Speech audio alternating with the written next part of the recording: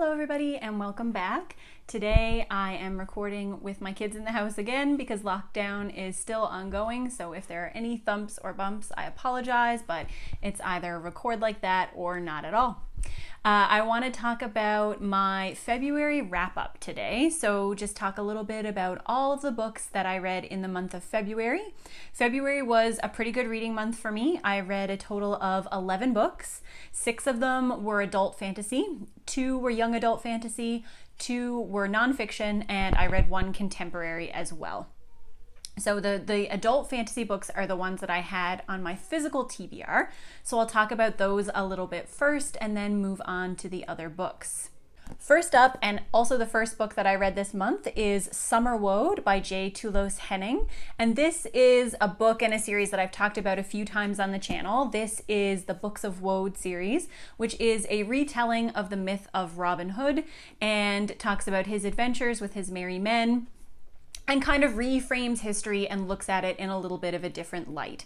This is book 4 of 5, so this is the penultimate tale.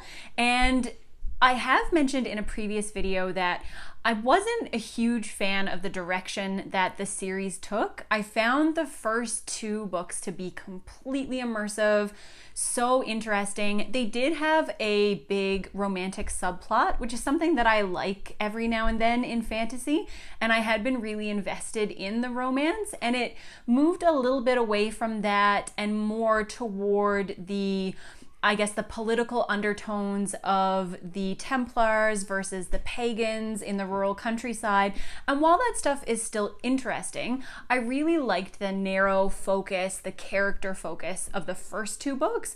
So I don't think that books 3 and 4 were bad, and I'm still excited to go on and read the rest of the series and finish it out. But the love that I had and the excitement I felt while reading those first 2 books have not been matched by books 3 and 4, which is okay. But I still have high hopes for book 5. I hope that this ends on a positive note, and I'm hoping to finish out the series this month and then potentially do a series review or just talk about it a little more, because it is a very small book from a small press, and I haven't really heard anybody else talk about it. So it would be nice if it could get some more readers and become a little bit more widespread. The next adult fantasy that I want to talk about, and I don't know if you'd really call this fantasy or mythology or historical, mythological fiction, whatever you want to call it. It is the book 1,000 Ships by Natalie Haynes. This is a new release. It came out last month, and it is a retelling or it's not even a retelling, it's kind of like a repackaging or a shift in focus, and it centers on the Trojan War. So what it is supposed to be a look into the lives of the women who suffered through, fought in, had to experience the fallout of the Trojan War. And this book doesn't really do anything new with the stories of those women. It focuses on a pretty diverse cast of characters. So a lot of what you find is the same information that you're given if you read a compendium of Greek mythology, or if you're familiar with the Iliad or the Odyssey, because there are sections and women that this focuses on who are more present in the Odyssey than the Iliad. But really, I think what the author wanted to do was shine a light on the women who participated in and were really affected by this war. And I'm really sorry to say that I liked the idea of this novel more than the execution. The writing was lovely. It was very fluid, very easy to follow. The characters were interesting, but I didn't feel like there was a lot that was added to my understanding or my perspective on the war. I actually feel like the afterword that was written by the author, where she talks about her passion for these overlooked women of history and these forgotten pieces of the historical record, I thought that was a lot more interesting than the book itself. The book gives us this kind of huge cast of characters, and we get very brief snippets of each of their stories. And because if you like Greek mythology, these stories are so well known, we're not discovering anything new about their fates we're just better able to understand some of the hardship that they went through and the ways in which the war touched their lives. It all seemed a little too surface level for me. I feel like maybe if we had focused on fewer of the characters, or perhaps all the author wanted to accomplish was to show us how this war affected people in different ways. Some people came out on top, some people suffered immensely, some people fought out in the open, some people fought in the shadows. And it did do a good job of highlighting that. So I'm very torn about this book. There are elements that I really liked, and I loved the idea behind the story. I just wasn't the biggest fan of the execution, which is too bad because I had been expecting this one to be a favorite of the year, and it unfortunately was not. But the cover is beautiful. I really love this color blue. I love the symmetry of the color. I love the pops of bronze that are there. So I thought that it was a very beautiful cover, very fitting for the novel. And so I'm not too sad to have it on my shelves, even if I had hoped that I would like it more. The next work of adult fantasy that I read, I actually don't have a physical copy of. It is Black Sun by Rebecca Rohnhorse, and I listened to the audiobook for that one, which was a really excellent audiobook. It had various narrators. I thought they all did a really good job. That book has been really popular on BookTube for the last couple of months, but just to give a short summary, it is a work of adult fantasy that focuses on pre-Columbian Americas, and it is a multi-POV story that follows various characters that come from different points of this fantastical land. So you follow one who is a sea captain, you follow a young man who has kind of been groomed by his mother and various religious figures to fulfill part of a religious prophecy, and you follow a young priestess who was born in a poor area of the country and kind of rose to hold this very prominent position and is resented by the people around her. And you follow these characters and watch as their stories slowly converge. And it was a really fascinating book. It was very quick, very fast-paced, very easy to read. I have seen some criticism that the book seems to really end where the action first starts, and I can understand why people would feel that way. It definitely did feel like it was a big explosion at the end and left you wanting to know more. But I really enjoyed the world. I really enjoyed the world building that Rebecca Rohnhorse did in this story. I am, unlike I think a lot of epic fantasy lovers, I actually like a more subdued approach to world building. I like to figure out things about the world based on how the characters speak, how they interact with each other, what they do in various situations, and less about, big info dumps about the history or the architecture or the clothing style or all of those things. But that is just a personal preference. I can definitely see the value in those things. It just isn't the type of world building that I tend to prefer.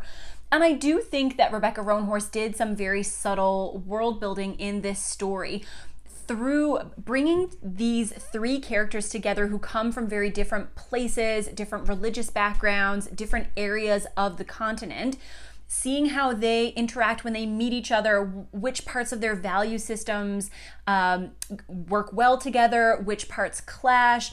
It works really well, and I thought that it made for, one, really rich and vibrant characters, and two, a really interesting setting. The plot kind of focuses on these characters coming together for a major convergence and an important religious holiday, and it follows their stories as tension builds within both the religious community and within the people who live in the countryside.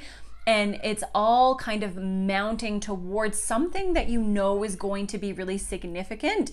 And you can kind of feel this ominous sense of dread as you move through the story. But you're not sure exactly what's going to happen, but you get the feeling that it's not going to be good. And the ending really is an explosion of action and an explosion of things happening, and really leaves you wanting more. So overall, I really enjoyed it. I thought that it was a great first novel in the series, and it made me want to go back and read more of Rebecca Rohnhorse's writing.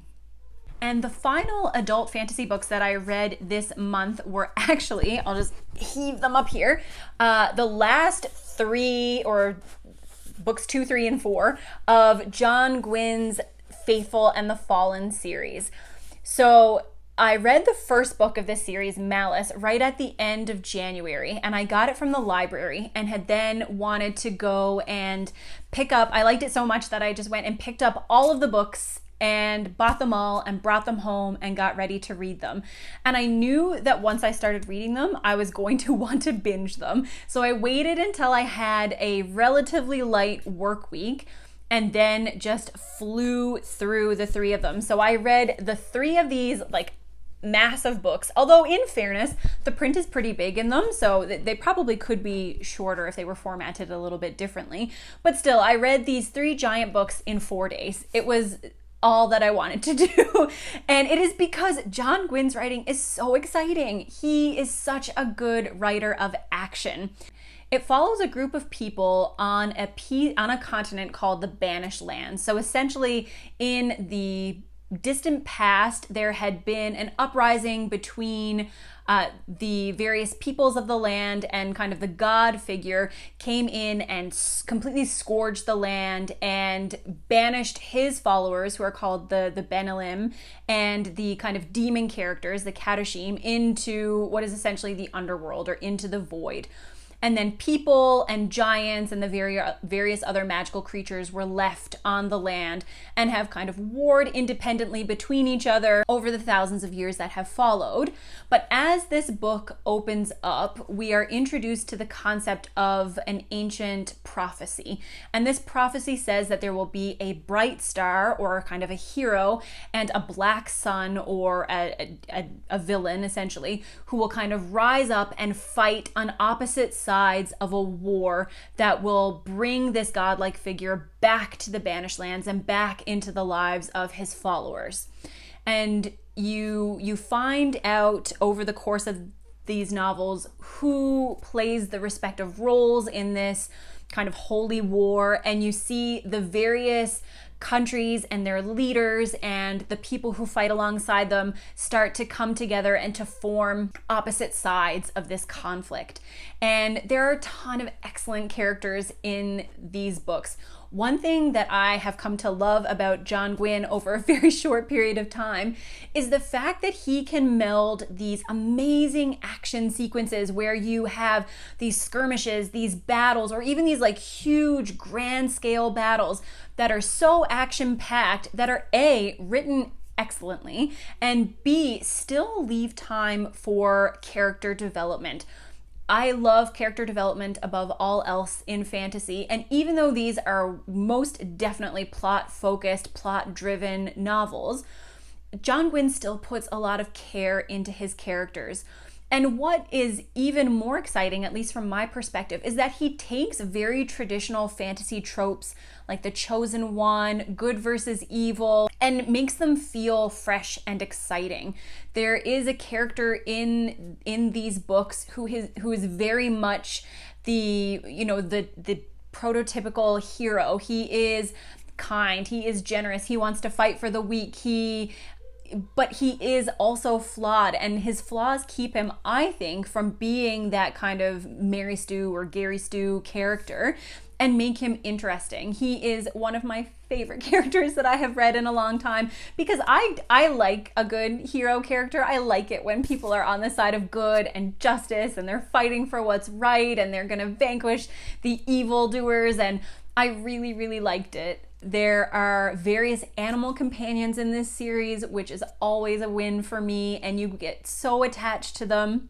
But these books are definitely brutal as well. There are a lot of really intense fight scenes. There's a lot of death, a lot of sadness, a lot of destruction, but they're just fantastic. I honestly, because I read them so quickly and back to back, they kind of blend together as one big story for me now, and it's hard for me. I'm like, did that happen in book 2 or book 4 or book 3? I don't know. I know book 3, Ruin, does have one of my favorite battles or duels or whatever you would like to call it that I have ever read in fantasy. It was cinematic in its execution, and all I could think when I was reading it is, man, I would love to see this on TV, and I really would. I thought the conclusion did a really nice job of wrapping things up. By that point, you had cared for the characters so much that you were really invested in their story, and I thought that despite the fact that it is this kind of epic war, you do get, I think, a very satisfactory conclusion for a lot of the characters. Whether they survive or whether they fall, I think they did so with grace, and that John Gwynne did a great job of respecting the love that we had built for these characters over time. This is violent, but it is definitely not grimdark. There is hope to be found in these books, and that is one of the things that I like about it. I love battles, I love war, I love consequences, I love high stakes, but I don't always love the perpetual gloom and doom of grimdark, and I thought that this series really hit a great balance. I can't wait to read the next trilogy that is set in the Banished Lands, but 100 or so years in the future, and that will definitely be one of the first things that I read in March. So that's it for adult fantasy this month. I had 2 works of young adult fantasy that I read this month. The first of which is Winterkeep by Kristen Cashore, which I already did a dedicated review for, so I won't speak on it too much.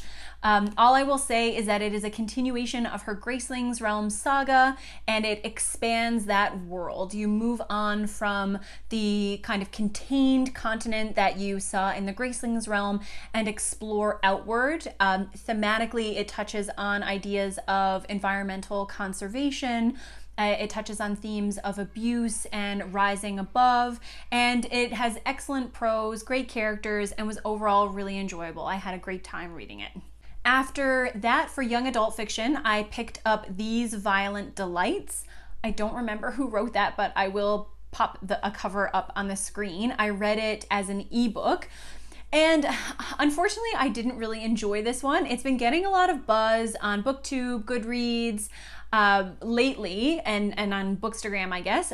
And I think the reason that I didn't like it is because I went in with unrealistic expectations. So I had thought These Violent Delights is a Romeo and Juliet retelling that takes place in 1920s Shanghai. So Juliet, she is the daughter of one of the big mob bosses in Shanghai, and Romeo, or Roma, is the son of a Russian mobster who also lives in the city, and their families are at, I guess not all out war, but they're at kind of that street level war with each other.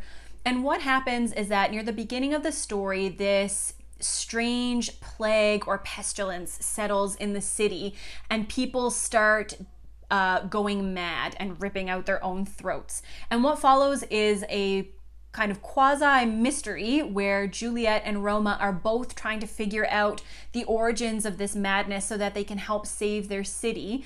And also it has some undercurrents of romance because Juliet and Roma have been involved in the past, have had a falling out, and they find themselves kind of thrust back together to solve the mystery of what's happening in their city.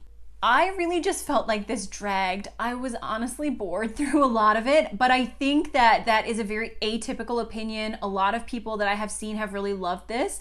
It has a lot of things that I don't like. So I don't like fantasy with guns. I don't like urban fantasy. I don't really like mysteries that much. So I wasn't really engaged in trying to figure out who was behind this madness or how they were going to figure things out. I honestly just wanted a really angsty romance for Valentine's Day, and I was like, oh, this is a Romeo and Juliet retelling, that'll do. And I picked it up without knowing anything about it, and this was one of the times that kind of led me astray. So I think if you enjoy urban fantasy, if you like fantasy with just a very little hint of romance, if you like alternative settings, you like historical fantasy, then I think that there's a lot to enjoy here. It just wasn't to my personal taste. In terms of contemporary fiction, I read the book The Mothers by Britt Bennett last month in February. And again, this is one that I enjoyed but didn't live up to the hype that had been surrounding it. I know Britt Bennett's second novel, The Vanishing Half, was really popular last year. I heard a lot of good things about it, but I had her debut novel on my Kindle that I had picked up on a Kindle sale, and I thought that I would read that one first and give it a try and then kind of jump into her second novel afterward. The Mothers has a really interesting setup and a really interesting form. So it does experiment with form, and I did enjoy that aspect of it. But it follows two Black teenagers who fall in love over the course of a summer and have a secret relationship. So one of them is the son of the pastor of the small town that they live in, and the other one is the daughter of one of the members of the congregation, and her mother has recently completed suicide. So it follows their story as they spend time together for one summer, an event that occurs between them that changes the face of their relationship, and then how that change between them has effects that ripple forward through time. And it interweaves their story along with the stories of their parents, along with the main character's best friend, and all of them kind of get knotted up into this complicated love story. And in the background of this, there is kind of a Greek chorus made up of these mothers, which are kind of elderly, matronly women who are part of the church. And you get some of their history and some of their perspective on what's happening as you make your way through the book. Now, I will say that the writing here was very lovely. Britt Bennett is a very talented author. The writing was gorgeous, and I can see why so many people have fallen in love with her style. I just didn't find myself incredibly invested in either of the characters. I didn't love either of the main characters. I thought the main character's best friend was a really interesting perspective, but we didn't really get much from her. It felt like we really, in terms of character development, just kind of scraped the surface, despite the fact that there was a lot of really rich information and a lot of things that I would have liked to see be explored a little bit more. So I really enjoyed the writing style. I will definitely go on to read more of Britt Bennett's writing, but this one just unfortunately was not a massive win for me. And to round up the reading month, I have two pieces of nonfiction that I read this month. The first one is Thinking Fast and Slow by Daniel, I forget his last name, it starts with a K, but again, I will pop it up. I need to take some notes or something when I make these videos so that I don't forget all the information. But it's basically, he is a psychologist who studies the mind and the way that we think and the way that we interact with our thoughts. And it was really, really fascinating. So basically, Thinking Fast and Slow is focused on the research that helped this psychologist win a Nobel Prize. And I believe the Nobel Prize was for economics, because some of this theory of thinking he had taken and applied to economic theory.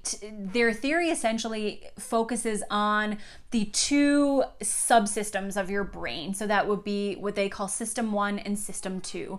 And System 1 is that rapid fire, automatic part of your brain that thinks for you without any conscious thought or decision, and it is very prone to error. And then the System 2, or that slow, methodical part of your brain that we don't tend to engage as often. And when we do, we have to really focus on being able to engage it. And the book is filled with a lot of fun little thought experiments, a lot of the little puzzles that he would give to the individuals who had signed up for his research experiments. And I thought it was absolutely fascinating. It is interesting to see the biases we have in our thinking and the ways that our thinking can really work against us or work for us in the vast majority of situations that we never really put any thought into. This is an area of interest of mine. The branch of medicine that I work in deals with the brain and how we think and how we process information. And I always love reading about it and learning more about it. There's definitely some information here that you would pick up in an introductory psychology class. But some of it was also stuff that I had never heard of before, and I am by no means well-versed in economics, so there were definitely some heavier passages that I had to take a little bit more time to deliberately focus on. It definitely took me longer to read this book than any of the others on my list.